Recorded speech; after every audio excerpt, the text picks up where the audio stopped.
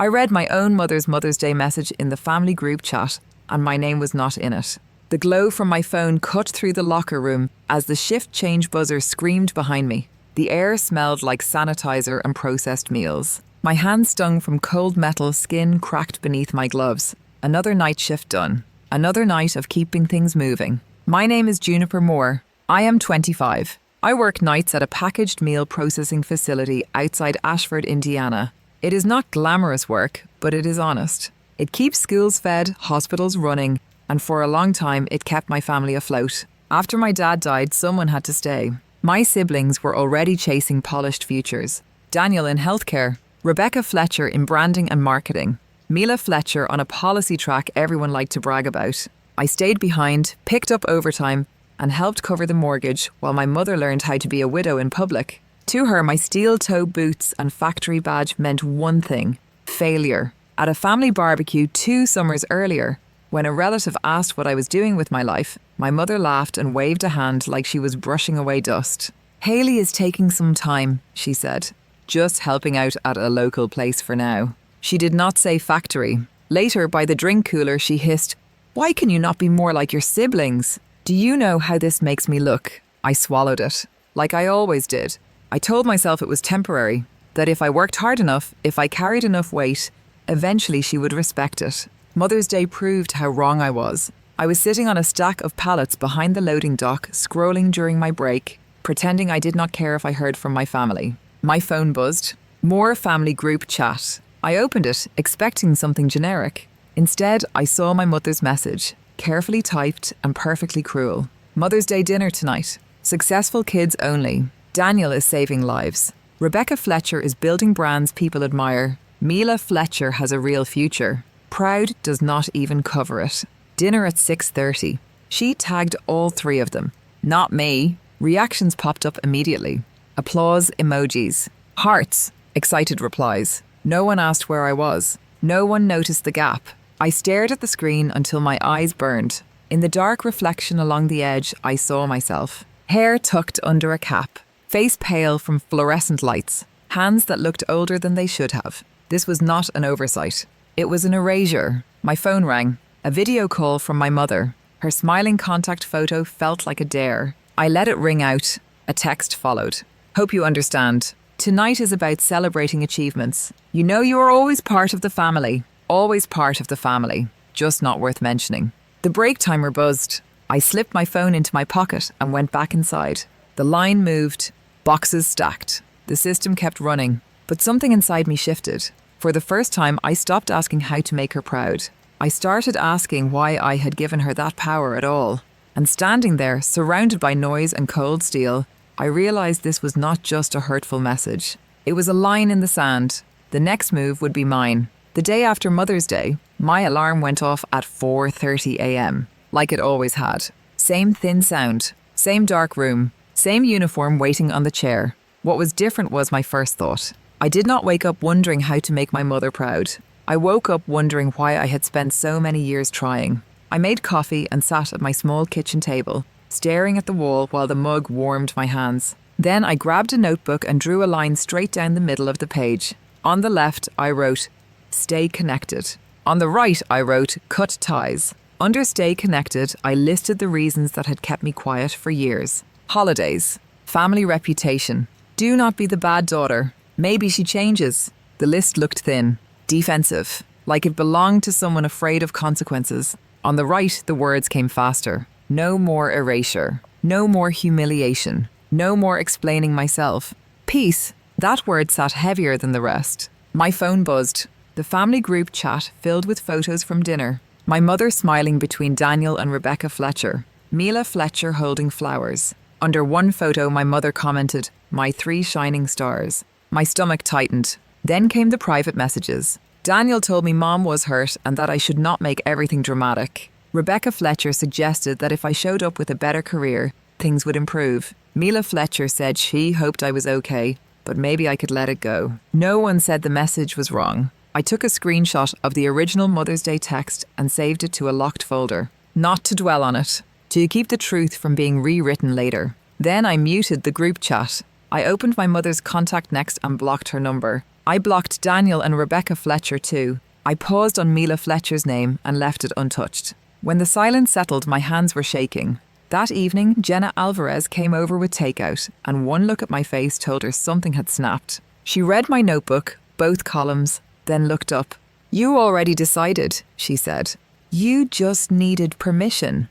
"Who cuts off their own mother over a text?" I asked. Jenna did not hesitate. "Who erases their child over an image problem?" That was the moment I stopped calling it cruelty. I wrote one final line under cut ties. "I choose me."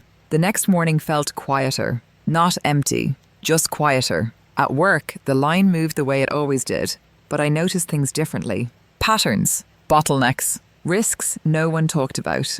When my supervisor, Linda Parker, mentioned the company's tuition reimbursement program, I did not brush it off. I signed up for night courses at Ashford Workforce Institute, industrial safety, process improvement, operations basics. It was not glamorous. It was practical. It made sense. 2 nights a week, after my shift, I sat in a classroom that smelled like dry erase markers and stale coffee. Most of us were tired. Most of us worked with our hands. No one asked me to be embarrassed. I asked questions. I took notes. I learned how systems failed and how they could be fixed. A few weeks later, Linda called me into her office. "Your reports are clean," she said. "Your shift has the fewest incidents. The improvements you suggested are working." She slid a paper toward me. "We need a line supervisor for a new project. Night shift. More responsibility. More pay." A year earlier, my first thought would have been my mother. This time it was not. "Yes," I said. "I am interested." The promotion changed everything and nothing at the same time. More hours, more pressure, more authority. People started coming to me for answers. Not because I had a polished resume, but because I had been where they were. Late at night, though, old habits crept in. I would scroll past photos of my siblings, past posts about proud parents and successful kids. The gap where I used to exist still tugged at me. One night, after catching myself staring too long, I closed my phone and opened my laptop. I started writing. At first, it was anger, about blue-collar work, about the way families and society treat survival as failure. Then it became personal, about conditional love, about watching your name disappear from your own mother's sentence. When I typed "successful kids only," I stopped and left it exactly as it was. I asked one question in the middle of the page. Does your worth depend on the people who refuse to see it? Or can you build it anyway? I did not use my name. I did not list places. I hit publish and titled it, "Successful Kids Only, when your family invites everyone but you." By morning, people were reading it. By afternoon, thousands. Comments poured in from strangers who sounded like they had lived in my house. Jenna messaged me. "This is you, right? I am proud of you." Then the story crossed into my mother's world. One of her church friends shared the post with a caption asking parents not to do this to their children. A few days later, my phone rang from an unknown number. I let it go to voicemail. My mother's voice sounded tight. "People keep sending me this story. I hope you are not involved in something that makes our family look bad. Not a question about me, just about appearances." I saved the voicemail. That night, Linda stopped me in the hallway. "I read an article today," she said. "The writer sounded like you." "Maybe," I said. She smiled. "If it was you, it was powerful. Anyone who can lead a line and write like that is going places." I printed the blog post and my old pro and con list and put them in a folder labelled "Proof I Am Not Crazy." When doubt crept in, I opened it. A few weeks later, Jenna shoved a flyer into my hand. "Storytelling night downtown. Theme is when family crosses the line. You should do it." I laughed it off. But a week later, my name was on the lineup, and I did not yet understand that stepping onto that stage would mean my story was no longer something whispered in private. It was about to become public. The night of the storytelling event, my hands shook so badly I nearly dropped the microphone. The room was packed, folding chairs pressed together, people in hoodies and work boots sitting beside others in business casual, faces already tight with emotion, like they had arrived carrying stories of their own. The stage lights were harsh, bleaching everything past the first few rows into shadow. I took a breath and gripped the mic. "My mom once told a room full of relatives that my job was embarrassing," I said. A ripple moved through the crowd. Someone whispered, "Damn." I did not rush. I let the silence work. I stayed in my hometown to work nights at a processing facility so my family could keep the house after my dad died, I continued. I came home smelling like cold metal and spices, hands cracked open, body exhausted. I thought that counted for something. I paused, my voice steady now. On Mother's Day, my mom sent a message to our family group chat. She invited her successful kids to dinner. She listed their careers, their futures. I swallowed. My name was not in it. The reaction was immediate. Gasps. A woman in the front row covered her mouth. Someone shook their head slowly, like they had seen this exact scene before. I told them about the loading dock, the break timer buzzing, the way I refreshed the screen, waiting for my name to appear like a mistake that would be corrected. Then I said the words, "Successful kids only." The room went quiet in a way that felt heavy and shared. "I want to ask you something," I said. "Have you ever realized that your family only loves you on their terms? That the moment you stop making them look good, you disappear?" Heads nodded, some reluctantly, some fiercely. I talked about the list I made at my kitchen table. Stay connected versus cut ties. I talked about blocking my own mother and how it did not feel empowering at first. It felt like grief. The kind that sits in your chest and does not care how logical your decision is. And then, I said, I stopped trying to explain myself to people who had already decided who I was. I told them about the classes, the promotion, the blog I wrote late at night because the words would not leave me alone. I talked about strangers who understood me faster than my own family ever had. Near the end, my hands stopped shaking completely. I used to believe family was a debt, I said, that because they gave me life, I owed them silence. I know better now. I scanned the room, faces leaning forward, eyes wet.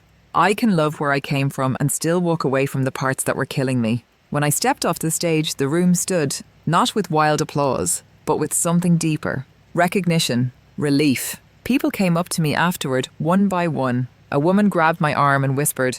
I screenshotted my mom's text the day she uninvited me from Christmas. I thought I was crazy. "You are not," I told her. And I meant it. On the bus ride home, my phone buzzed non-stop.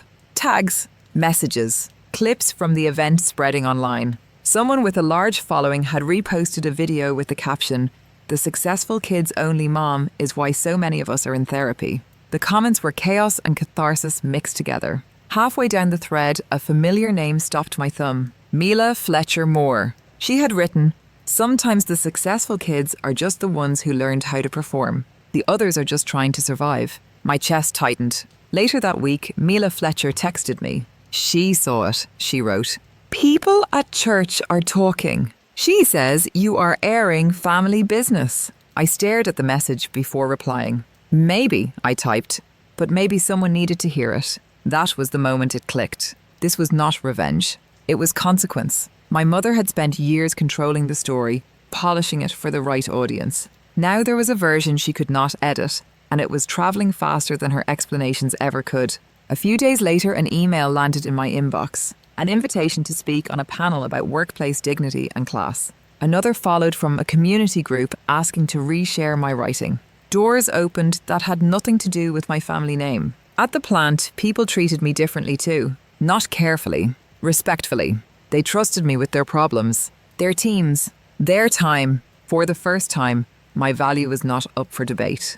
Through Mila Fletcher, I heard that my mother was unraveling. Not dramatically, quietly. Complaining that people were judging her, that they did not know the full story, that her daughter had embarrassed her. She never said she was sorry. She only said she had lost control. And standing in that strange space between grief and freedom, I realized something else. The story was no longer about her reaction. It was about what would happen when she finally needed something from me. Because I knew that call was coming. And when it did, I would have to decide whether boundaries only mattered when they were easy. If you think the hardest part was speaking on that stage, stay with me. The real test came later, when guilt showed up dressed as responsibility. The call did not come all at once. It arrived in pieces. At first, it was Mila Fletcher mentioning it carefully, like she was testing the ground. Mom had been missing work. Her blood pressure was bad. The house needed repairs she kept postponing. The roof leaked again during a storm. I listened without interrupting, without offering solutions. Then one night, while I was sitting on my couch with my suitcase half-packed for another work trip, Mila Fletcher called and said the words I had been expecting. "She wants your number," she said. "She says she needs to talk to you." I closed my eyes. "Why?" I asked, even though I already knew. There was a pause. "Bills," Mila Fletcher said. "Medical ones. The house. She heard you are doing well. Travelling." Speaking at events, there it was. Not I miss you. Not I am sorry. Not I hurt you. Just need. Guilt rose fast and familiar, like muscle memory. For a moment, I pictured my mother alone in the house I grew up in. The living room dim, the walls a little more worn than I remembered. The version of me who had stayed behind, worked overtime, and kept things together stirred inside my chest. I took a slow breath. What do you think I should do? I asked Mila Fletcher. She was quiet longer than usual. I think you already gave more than anyone ever counted, she said finally. You stayed when Dad died. You helped when no one else was around. Mom never acknowledged that. I do not think you owe her a rescue now. The word rescue settled something in me. She is going to say you abandoned her, Mila Fletcher warned. She is going to say you are cruel. I am not cruel, I said. I am finished. I asked Mila Fletcher to pass along a message instead of my number. Tell her I hope she takes care of her health. Tell her I hope she finds support. Tell her I am not stepping back into that role. A boundary stated plainly. No explanations to argue with. No wounds reopened. A few weeks later, a small package arrived at my apartment. No return address. But the handwriting was unmistakable. Inside was a jewellery box from my childhood and a letter. I read it standing off my counter. She never wrote I am sorry. Instead, she wrote about intentions. About being misunderstood. About how I had embarrassed her by making private family matters public. About people at church whispering. About how differently they looked at her now. Near the end, she wrote, "After everything I did for you, the least you could do is help me in my time of need." There was a time when that sentence would have undone me. This time, I set the letter down and opened my notebook. On a clean page, I wrote, "Here is what is real." I listed facts, not feelings. I did not name her. I did not show her face. I told my story without humiliating her the way she humiliated me. I did not cause her health problems. I did not make people whisper. I carried this family when it mattered, even when it cost me. I read the list out loud until it felt heavier than the guilt. Then I folded the letter back into the box and put it away. Not destroyed. Not obeyed. The only response I sent went through Mila Fletcher, word for word. I hope you take care of your health and find the support you need. I am not able to step back into this role. I wish you peace. That was it. No debate. No apology tour. No return to a role that had hollowed me out. Mila Fletcher texted a few days later. She cried, she wrote. Then she said you were ungrateful. Then she told her friends you abandoned her. After a pause, she added, she stopped asking for your number. It did not feel like victory. It felt sad, heavy, and calm. I learned something important then. Choosing yourself does not erase grief. It just stops the bleeding. I still missed the idea of a mother sometimes. I still had memories that softened and hurt at the same time. Those feelings did not mean my decision was wrong. They meant I was human. I wrote one last post about it, not to expose her, to close the loop. I wrote about the package, about choosing not to let guilt dictate my future, about how you can hope someone heals without volunteering to be their medicine. I ended it with the truth that had taken me years to learn. Sometimes the kindest thing you can do for yourself, and strangely for them, is to step out of a role that was destroying you. Love does not always mean access. Forgiveness does not always mean reunion. When I hit publish, I did not feel triumphant. I felt finished. That night, I stood on my small balcony and looked toward the glow of the plant in the distance. The same place where I once read a message that erased me. The same place that taught me my worth was never something my mother got to assign. I still clock in. I still wear steel-toe boots. I still get tired. But I no longer hear her voice when I swipe my badge. I hear my own. And sometimes the voices of people who say thank you for telling the truth. So let me ask you this. If a parent asked you to step back into a role that once crushed you and called it forgiveness, would you do it? Or would you choose your freedom and trust that putting yourself first does not make you selfish? Because choosing yourself is not abandonment. Sometimes it is survival.